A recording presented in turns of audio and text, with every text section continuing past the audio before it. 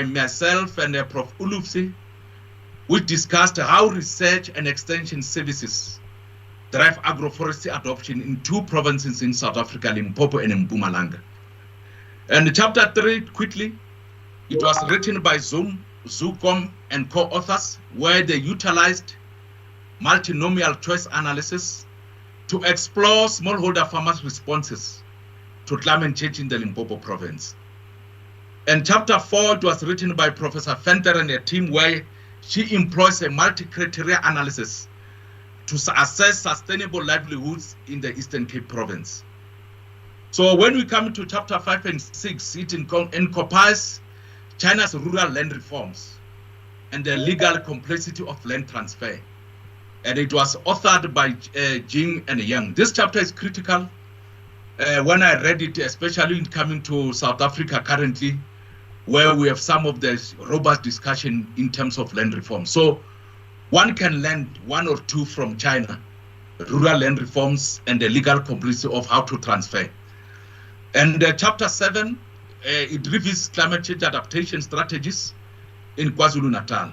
And we have chapter 8, that was written by Swatson and colleagues, where they discuss the innovative potential of BRICS countries in ensuring food security. And we have chapter 9, that was written by Nesterenko and co-authors, where they identified challenges to sustainable agriculture within these nations. Very informative information if you read them. And then you have chapter 10, which was co-authored by Bueno and Foriense. The authors examined how the BRICS framework can influence global climate governance for sustainable agriculture. Focusing on China again, we have chapter 11, where Raman and colleagues provided a forward-looking perspective on its agricultural sector. This way includes trade issues that are currently give us challenges in South Africa, the relationship with some of South Africa and colleagues from the US. So if you read some of these chapters, you will learn a lot about how trade can be discussed and how trade can be done correctly. And then while chapter 12, you have Zhang Yu, that analyzes the impacts of COVID on Chinese agriculture and the lessons that BRICS nations might draw from rural revitalization efforts. I read this chapter, it's very interesting in terms of rural revitalization. I've learned a lot about it because I'm involved in a lot of rural development projects in South Africa. So yeah, it's a plus.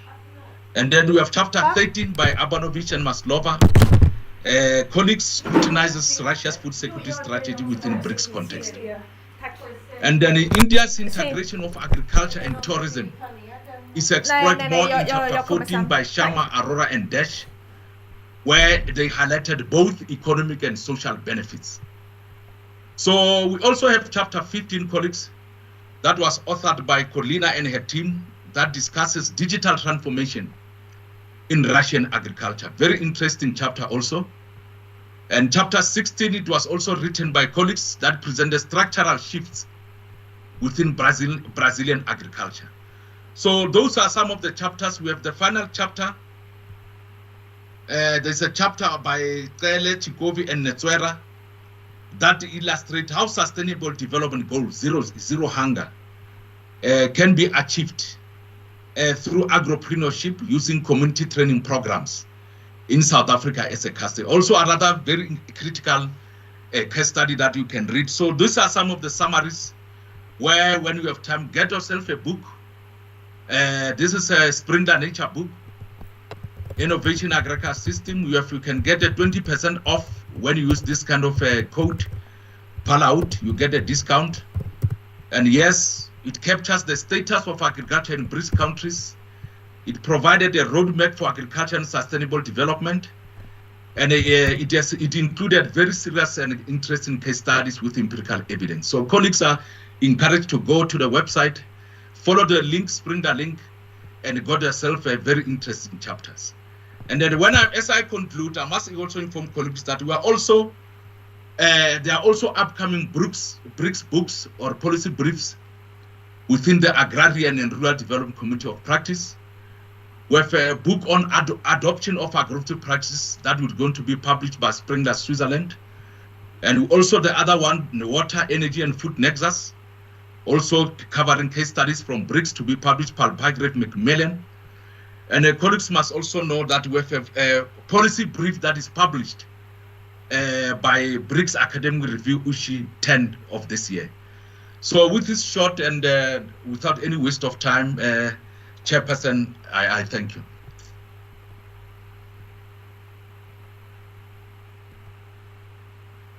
Thank you very much for that interesting overview and very, very informative. I'm sure we all have a good understanding of where we are and where we should be going.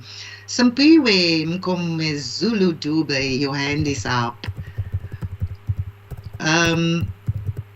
What is the protocol? Are we leaving the questions for last, or are we getting people to ask questions now? Because I see the mics are off.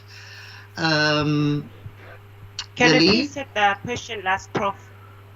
We'll take the questions last. Okay, yes, participant Dube, please, we will take your questions last when we have a 40-minute discussion on what is being presented. Can you please write your question down for later, or put it in the chat even in case you want to not forget. All right, we're going to now then get into the next presenter, which is Prof. Maria Apanovic. And Prof is going to present the chapter on Russian food security approach and agricultural export potential, linkages between BRICS countries.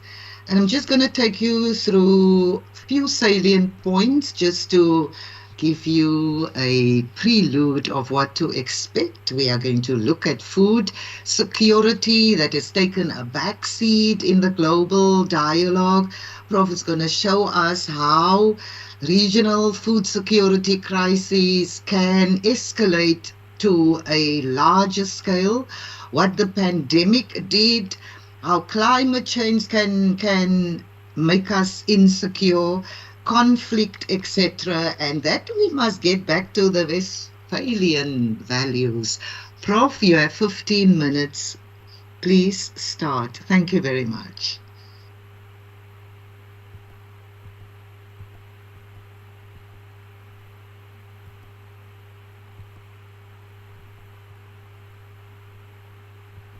Hello, everybody. Do you see my presentation?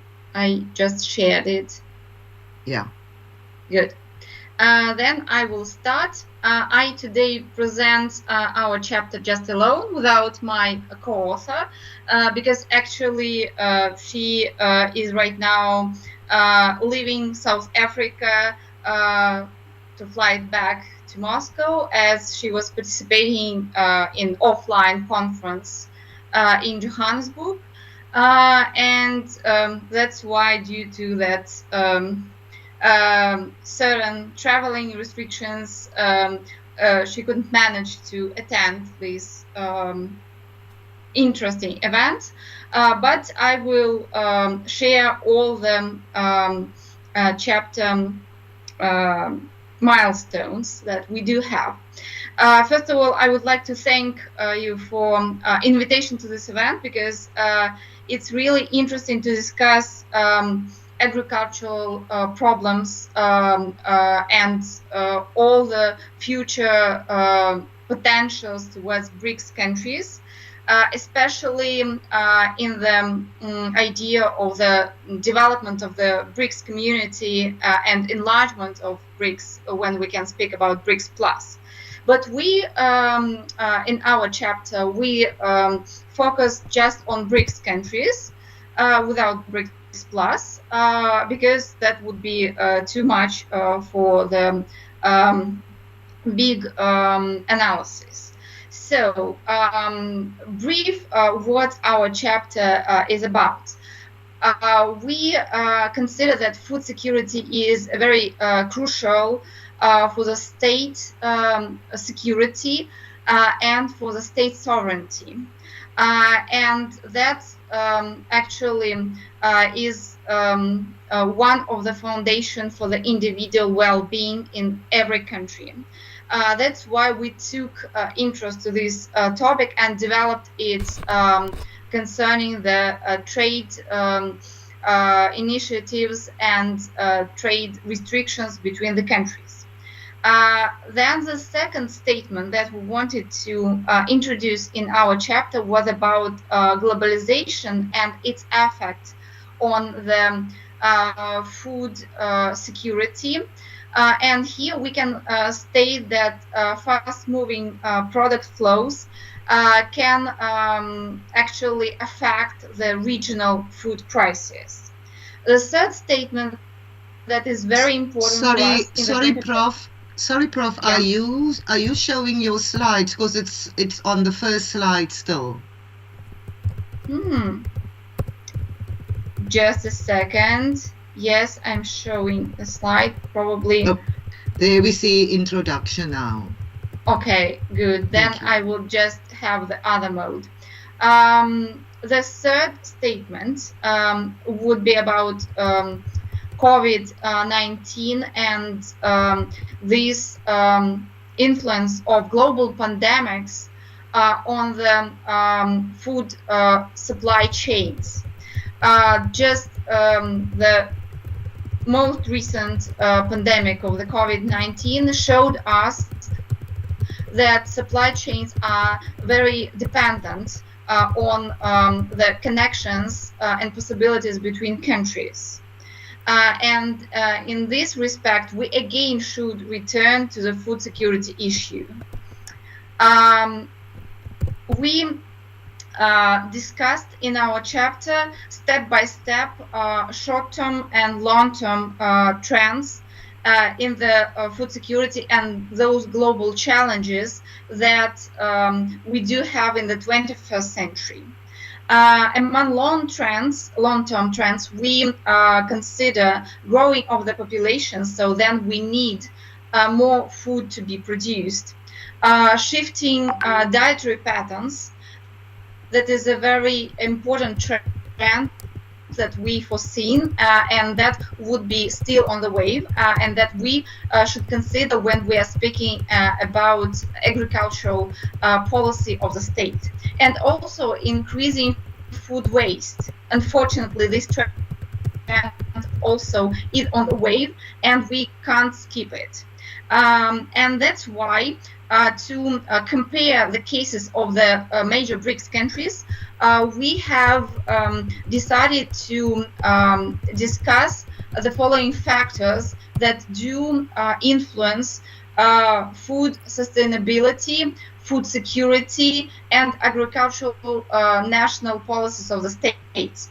That are climate change as the first factor and global warming that influence how we do produce, how effective our production is, how effective our trade in terms of agriculture sector can be, conflict and wars. That is the case that we do discuss concerning the Russian-Ukrainian conflict and its effect on the global security of the food production, especially corn case. And poverty and social economic development. These are the three factors that we discuss when we see our cases, when we compare our cases. Then we go in our chapter to the role of Russia in the global food security. And here we can see in terms of the data, and I will show some statistics a little bit later, that Russia is quite one of the major exporters in terms of the agricultural field, especially feed, where we do produce quite a lot and do export it. And despite of the challenges that we do face, such as pandemic, economic crisis, regional conflicts, still Russia tries to play a certain role in the trade in terms of agricultural sector. And in that case, it is very important to consider the increase of the importance of the BRICS cooperation, especially in terms of food security. And here I would like to stress my attention towards the exchange of the agricultural trade between Russia and China and Russia and India as the two major trends that we do consider in our research. We also considered and discussed Russian food security doctrine as we thought that our role in this book, in this chapter, would be to explain certain theoretical aspects and certain state approaches from our perspective, from our country perspective.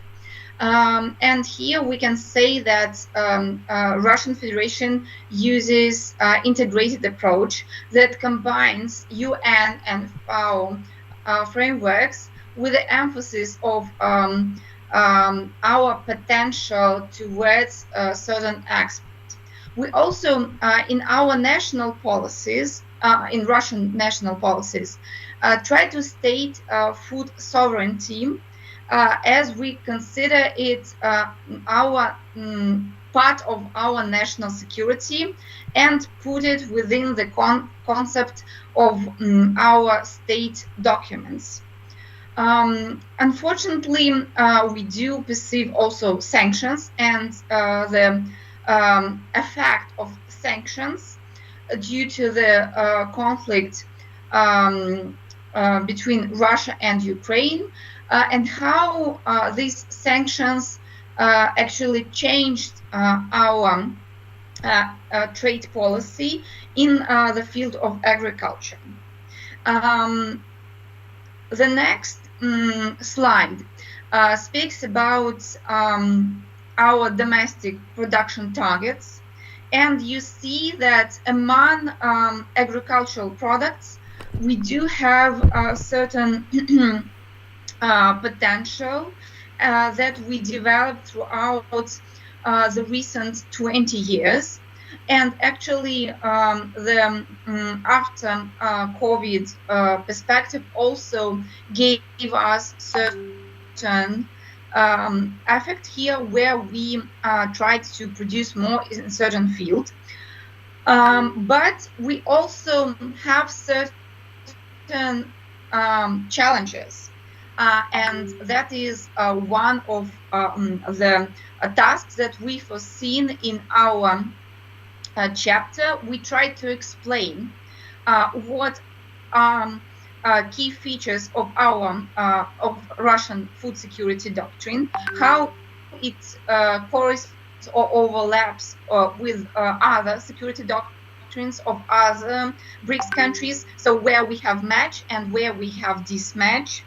And here we can state that Russian Federation focuses on the sustainable development and green agriculture in terms of its doctrine.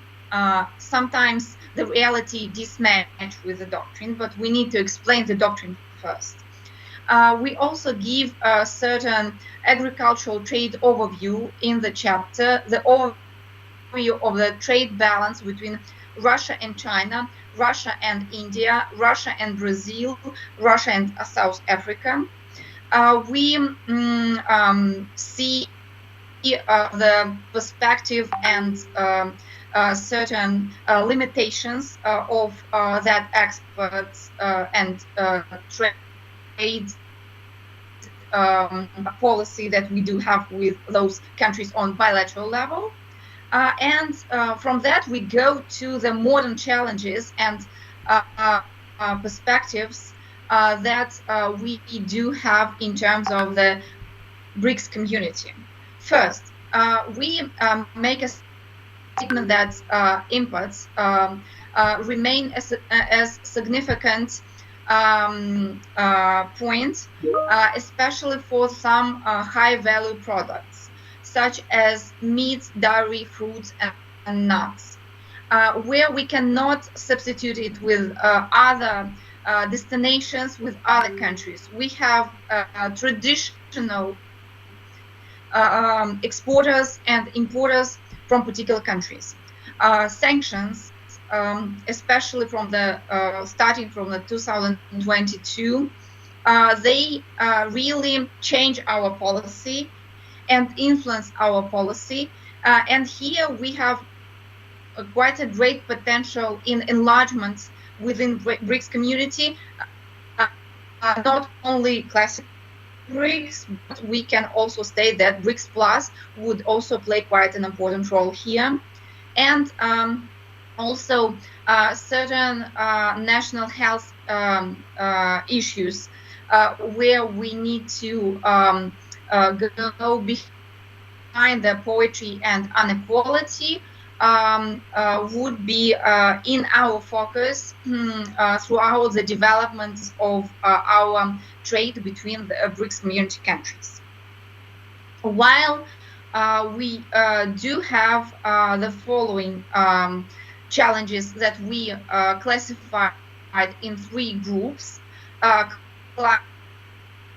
climate shock, especially for certain regions, they would value quite a lot. Then conflicts, especially conflicts between Russia and Ukraine, and conflict in Middle East that right now influences all the trade, cultural issues between our countries, and pandemics. We considered the aftermath of the COVID-19 between our countries, but in terms of the possible pandemics in future, we need to keep in mind how we can foresee it and then change the trade barriers between our countries so that we would minimize that risk, that challenge. But we do have quite a lot of perspectives and developments in BRICS cooperation. I'd like to highlight in my last slide actually that in terms of the partnerships, Russian Federation right now perceives BRICS and BRICS Plus countries as increasingly relevant partners for the cooperation in terms of food trade.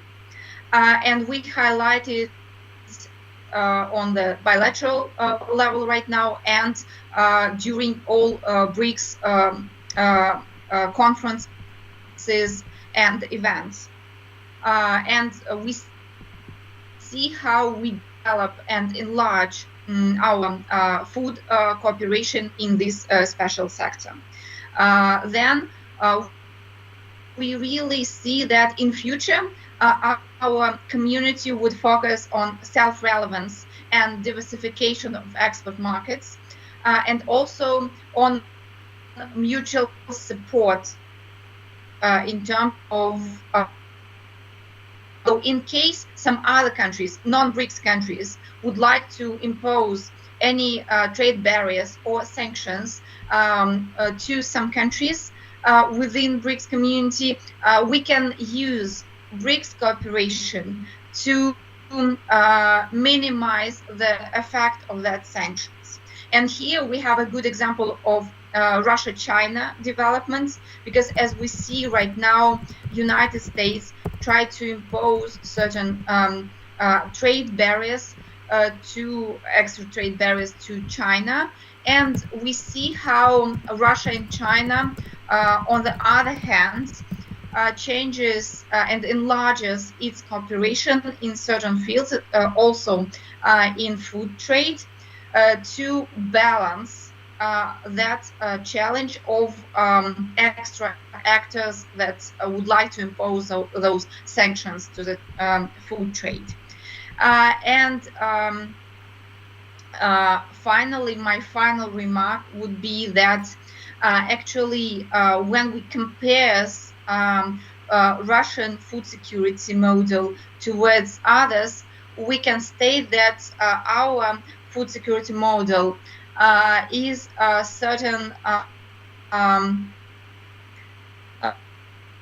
blend of expert ambition, because we would like to play a big role within BRICS, and also our participation in the global cooperation, because we also balance our doctrine with FAO statements and UN statements, and we try to adapt it towards climate change, geopolitical change, and market challenges that we do have within world economy. And our BRICS countries definitely would play a bigger role in the coming years in that cooperation that we do have. That is a brief summary of our chapter, and I hope that that would be of your interest in terms of its read. You may find some more detail in terms of the data presented in different diagrams and tables in our chapter, and definitely that's might be an interesting read for you. Thank you very much, Prof. Thank you for that insightful rendition of your chapter. And yeah, just to quickly recap on some points that I have picked up, you have made, that we need to shift our dietary patterns. That's part of food security, and we must reconsider our policies in agriculture. We need to look out for the food waste increase that is happening, and of course the ever uneven socio-economic development, where we have this paradox of obesity and malnutrition. And that is part of having keep our food security as a sovereign, so that we can ensure that our countries have the necessary food in case there's global pressure on us, insofar perhaps as conflict, or insofar as embargoes, that we are still able to keep it together. Thank you very much, and we are not, of course, taking any questions right now, but please do write down your questions either in the chat or write it down for yourself to remember, because we are waiting for you to pose your questions. We are going to put the next speaker on. This is going to be Prof. Sergei Smirnov. I've already given you the bio of Prof. Prof is going to give us an overview of the chapter on perspectives and barriers to achieve sustainable agriculture in BRICS countries. A short synopsis is that it focuses on food security in the innovation and digital space. What is that impact? Are we looking at AI and blockchain in our operational processes? Right, as it is, the BRICS bloc is the biggest, the world's largest food producer. So we will hear all those statistics. We will hear that the study proposes joint programs for research and activities in agriculture. Professor Gay, please. Let us hear you. Thank you. 15 minutes starting from now. Thank you. Thank you for your introduction. Can you hear me? Yes, we can, and okay. See you. I'm sharing my screen. Is it visible? It's visible. Thank you. Because I had technical problems with my computer. It was a bad surprise for me. At first, I would like to express deep gratitude to organizers for the chance to be there to present our work. And today I'm going to speak about 2 chapters, and on the slide you can see our team. We contributed 2 chapters to this book, and 3 authors, including me, are there. So maybe they will say something if they want. Natalia Nesterenko is here, and Evgenia Kuklina.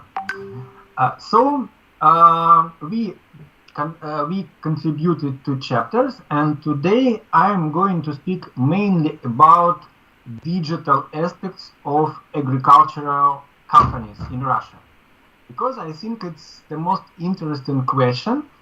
And about the 2nd chapter, I will say several words, and if Natalia Nesterenko will be able to add me, supplement me, I will be happy with it.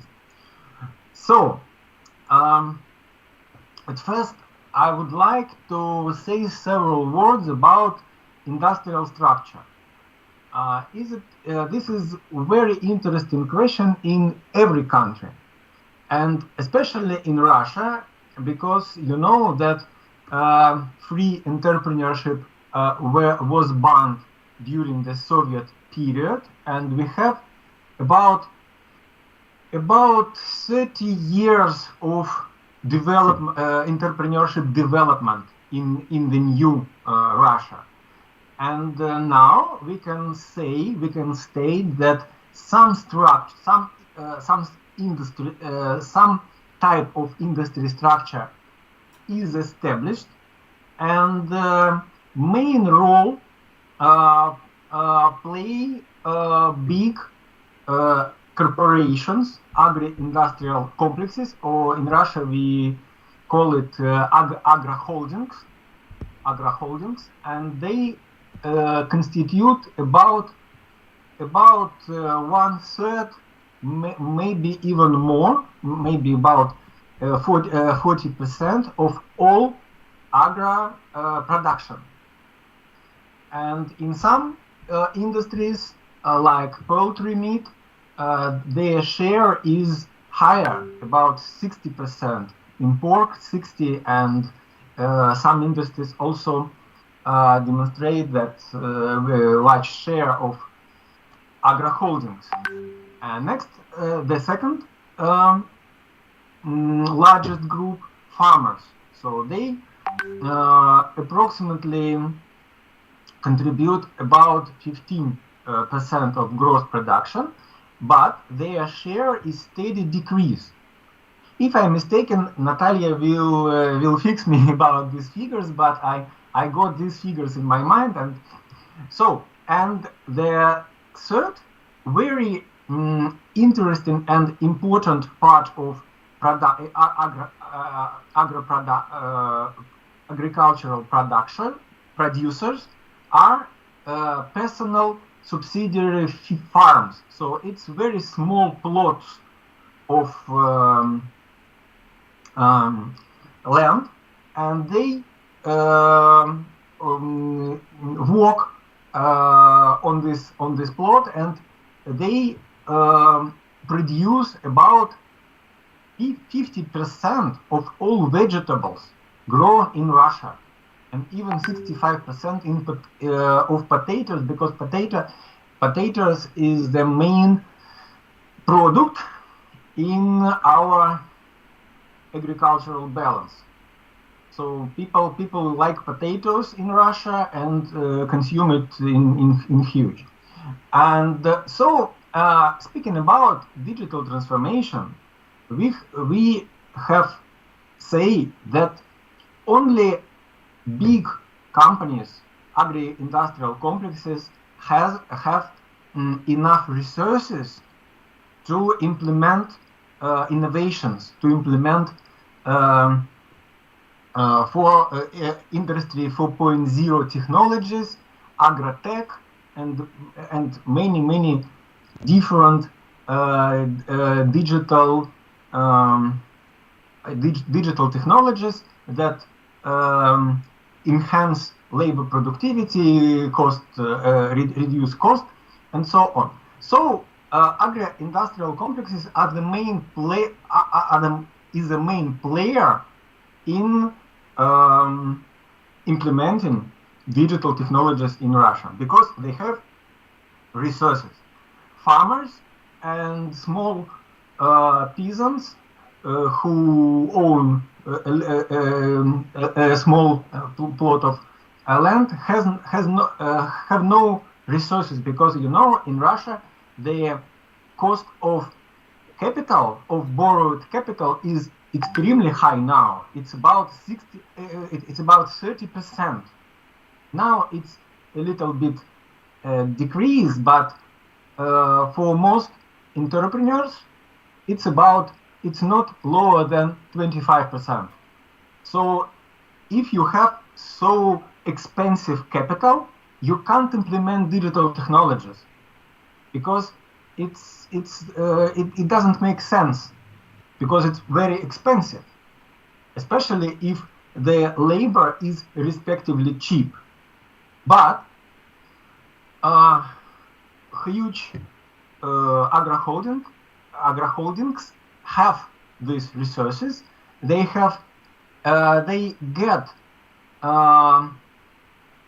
get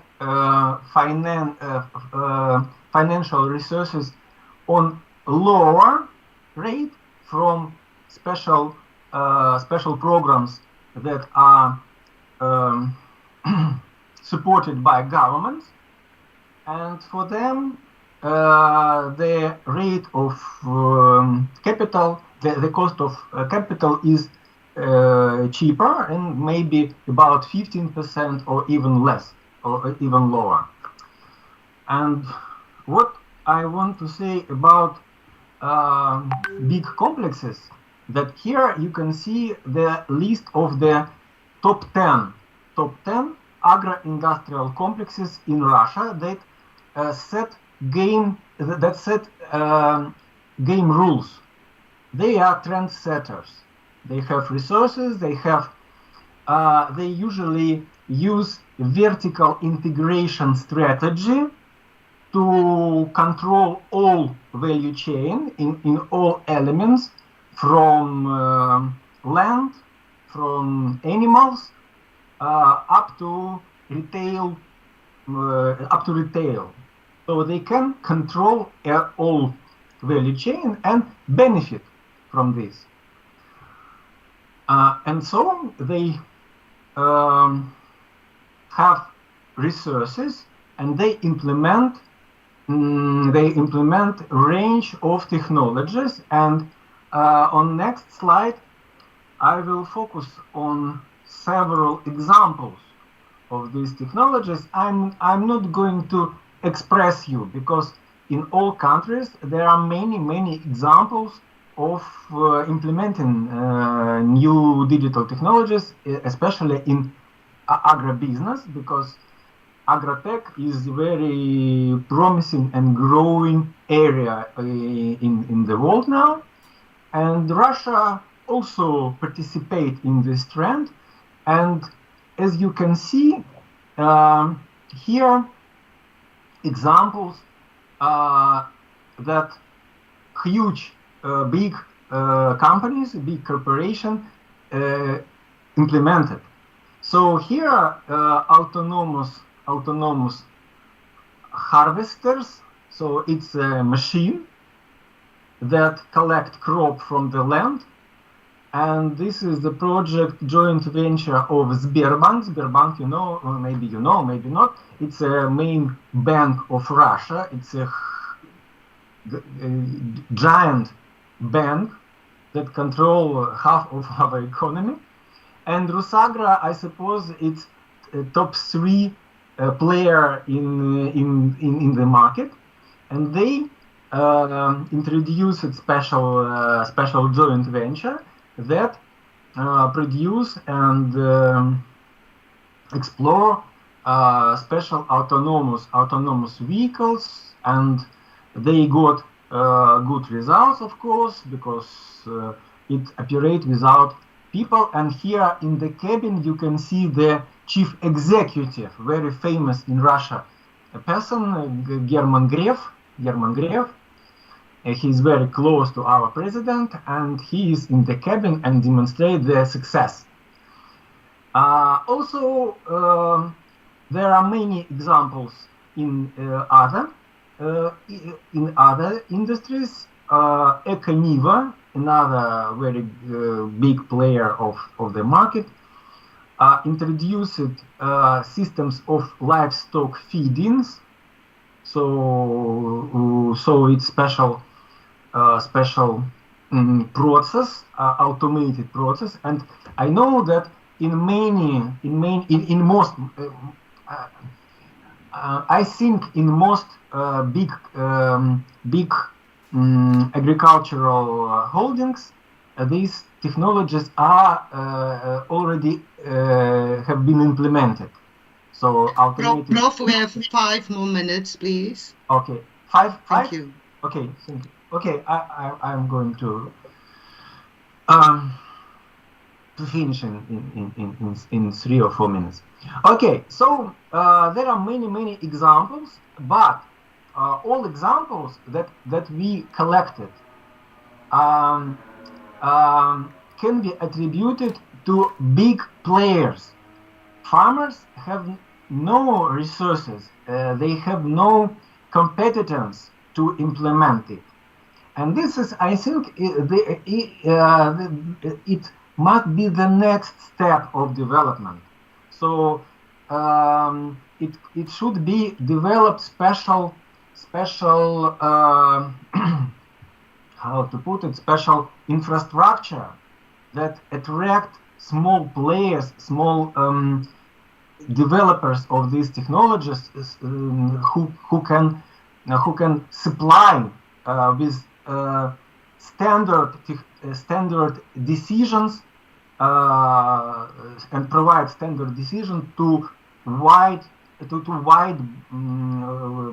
broad wide of farmers. I have example of Zala Aera. It's a part of Kalashnikov. You know Kalashnikov. It's a automated gun. So it's a concern. It's a corporation, state corporation, and Zala is a part of this state corporation, and they implemented aerial footage services of agricultural land. So different examples, but all of them are not about small farmers. And the one thing that I have to supplement that agricultural cooperation is not established in Russia. It's a I think it's a crucial disadvantage of our industry, because in Europe, I know in America, there are many agricultural cooperatives that join small players and give them way to the retail, because market power increased. But not in Russia. We have very weak cooperatives in the industry. Okay, I'm going to conclude. And one funny example of digital technologies I have, and I usually discuss it with my students. Here you can see computer vision accounting system that implemented by Cherkizova group. So computer can capture every box, and here on workers you can see special numbers. So computer identify these figures and identify the workers. So and very funny that they were trying to stimulate people to work harder, more intensive, and they pay for speed of work. And we discussed with students that it doesn't work in long period. It doesn't work. It's a crazy idea, because it was many times discussed before in theory of management. But they make mistakes, and they make new mistakes in new technologies. Okay, so I'm going to conclude because my time is over. We have many ideas we have several ideas in our chapters, and another idea was about ECG agenda. But nowadays, after sanctions imposed, it makes a little sense for big companies to be in line of ECG agenda. So it's now they are making step down, and maybe after this situation, they will continue to continue this direction. Okay, so I have to conclude. Thank you very much, and if you have any questions for me or my colleagues who are there, please, we are happy to answer. Thank you. Thank you very much, Prof. Thank you for all the speakers that kept good time. And I'm going to immediately get into the questions, and I will give a synopsis if there's time, but let us get into the questions. We've got one hand up, Eop. Please go ahead. Lily, can the participants unmute? And do we have Scholar Dubey still in the chat that wanted to ask a question earlier on? Please, can you also raise your hand where you can see you? Okay, there we go. Eop, please go ahead. And then, yes, Sampi, where I see your hand. After Eop, you can ask your question. Eop, please put on your mic and ask your question. Thank you.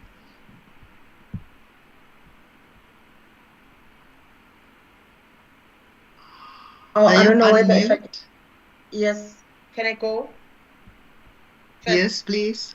Yes, thank you. Very interesting work, and I'm just wondering if I would like to, be part of the research cohort. What can I do? Because I can really see that colleagues are doing a very good job. Thank you. Prof. Mpanya, would you like to answer that? Thank you very much for those kind words. We have a community of practice that deals with agrarian and rural development. So Zama, I don't know if you can go to the website of Research Institute, you'll contact Zama. Okay. She's the coordinator of the agrarian and rural development community of practice. So you'll be able to join us when we have meetings and when we have calls for books. You'll be able to send abstract and we review, and then you can see we have upcoming books that are coming. So contact Zama Kele, and then we'll take it from there. All right. Thank you very much, Prof. Thank you. Right. Thank you, Prof. And then there's Eop. Eop, can you unmute now?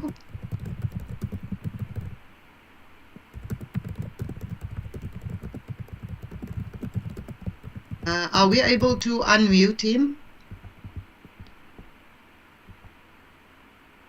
Okay, it doesn't seem like we can get that participant to speak. Are there any other questions? Whilst we are waiting for some more questions to come in, let us just look at what Prof. Sergey showed us now. Prof put together for us quite an extensive the usage of the digital economy or digitalization in the agri sector, where they are using vertical integration between the land, the animals, and in the retail. And all of this, he says that it can be implemented through a range of technology, where we have automated livestock, we have efficient hectare using, and we have autonomous harvesting happening. So even in agriculture, our artificial intelligence is creeping in, and it's here to stay. And we know that in the 5IR, where we have man and machine meeting, there's so much of the repetitive work that would be taken over by AI.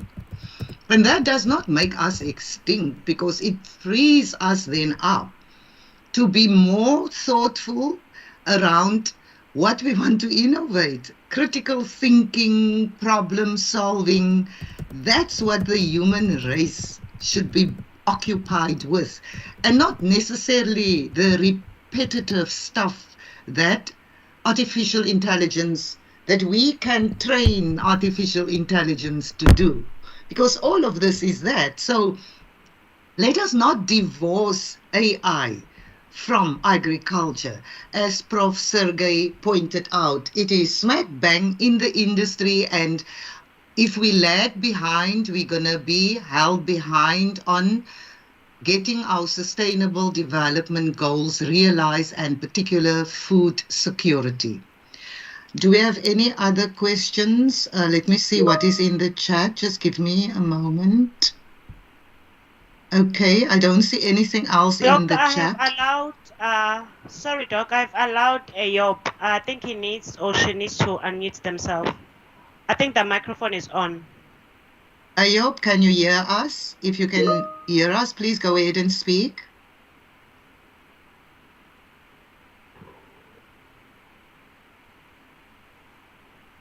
Do you see Ayob in the chat still?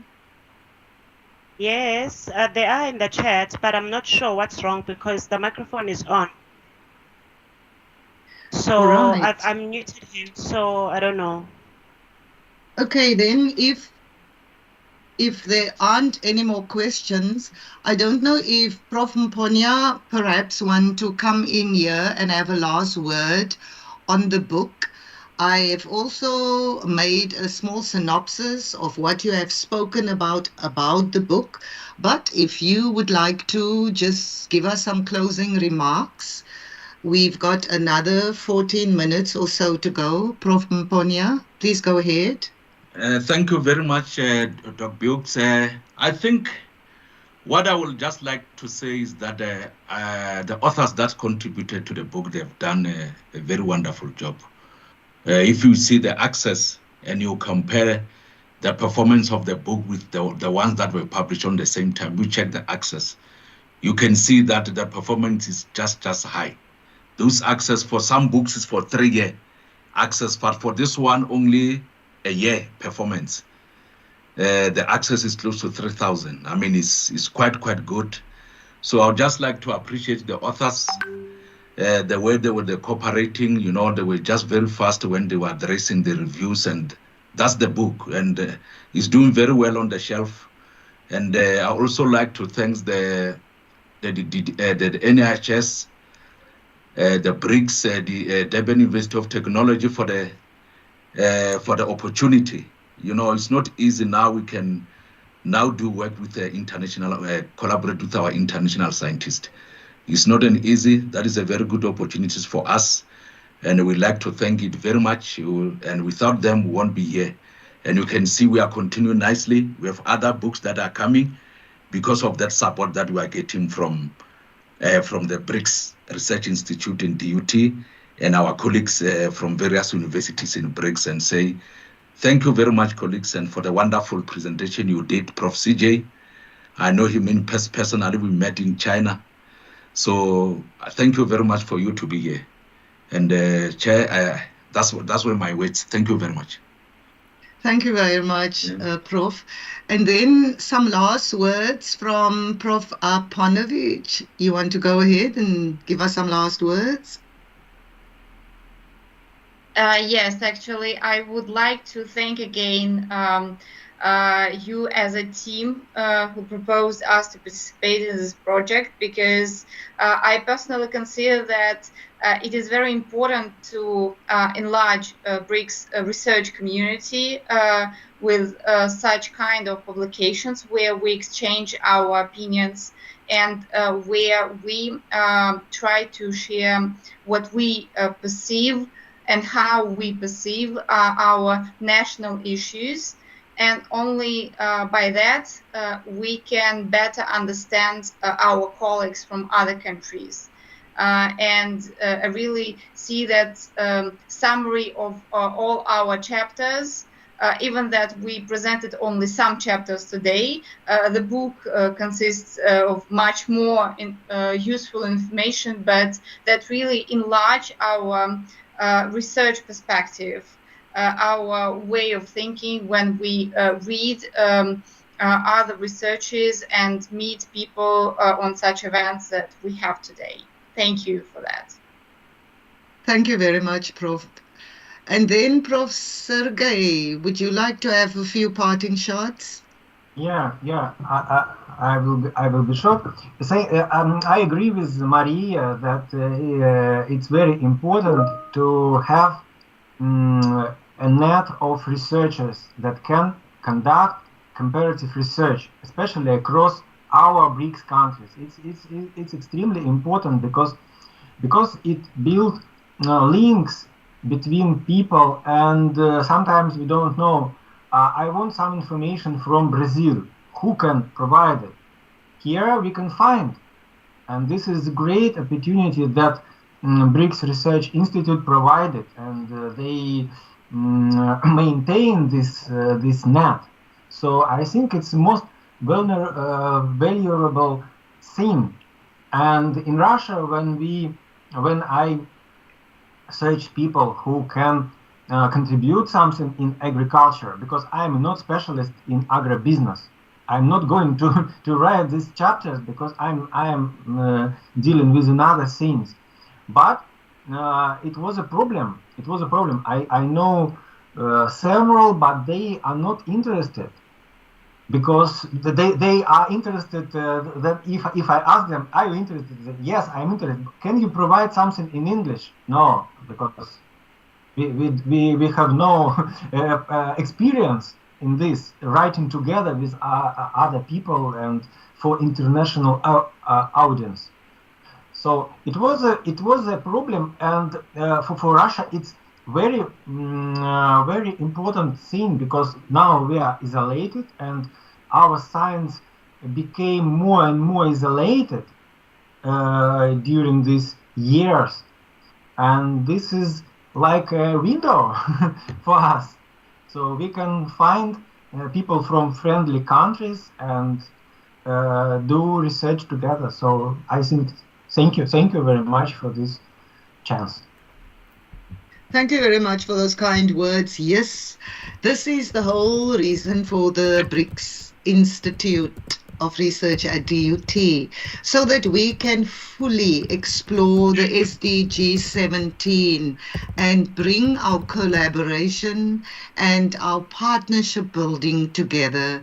And that is why you see that all the books that we publish through the Institute have the reach of the BRICS plus countries, the authors from all those various places.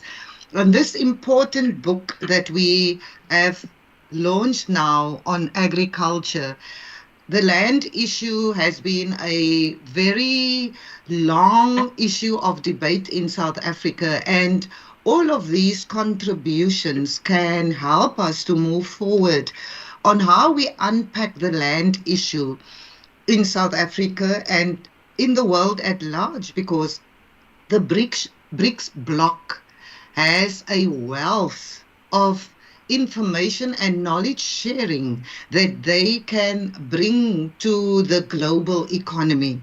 And when you look at this book, it reaches small farmers, sustainable livelihoods, the rural land transformation lessons that we can learn from China. It looks at innovation for food security, the challenges of agriculture through climate governance, their forward-looking perspectives on agriculture.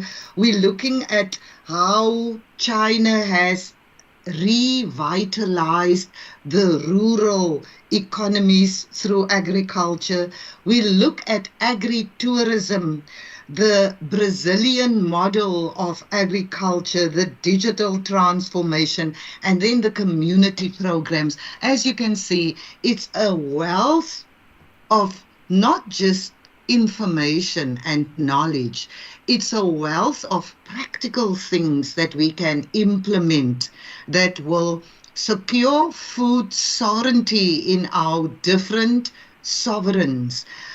As Prof. Apanovic said, that we must embrace the Westphalia regime on our food security, because it's our citizens first, right? Because if we don't have food security in our own countries, then we are with a begging bowl to the next country, and that is what we want to avoid. All right, if we have no further questions, I think that we are going to end. We did also start a bit late because we tried for everyone to join in. And I think we went through our program pretty much in time because we are good for another 10 minutes.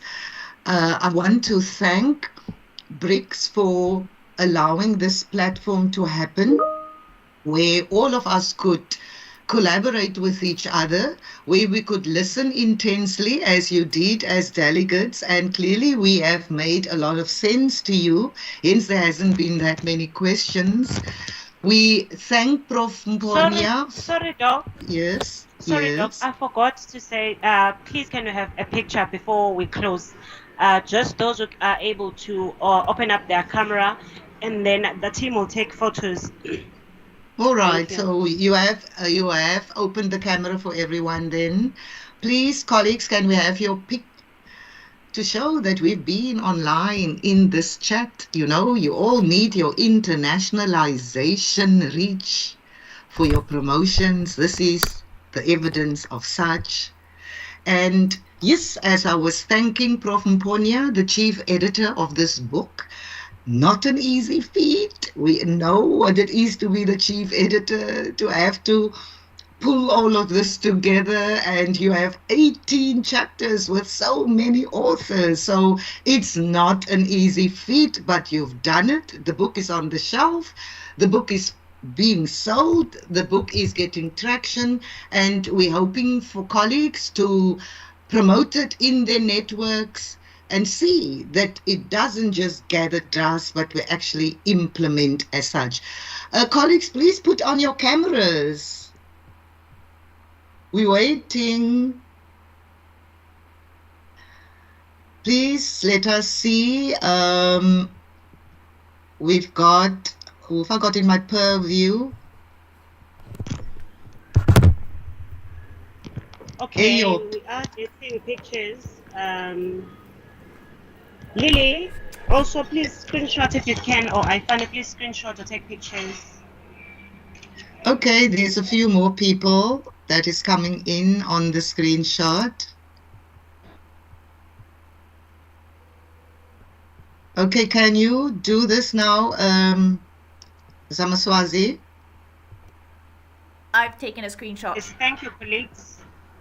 Okay, and then I think Prof. Mponya, please do tell us where to just get the book as well.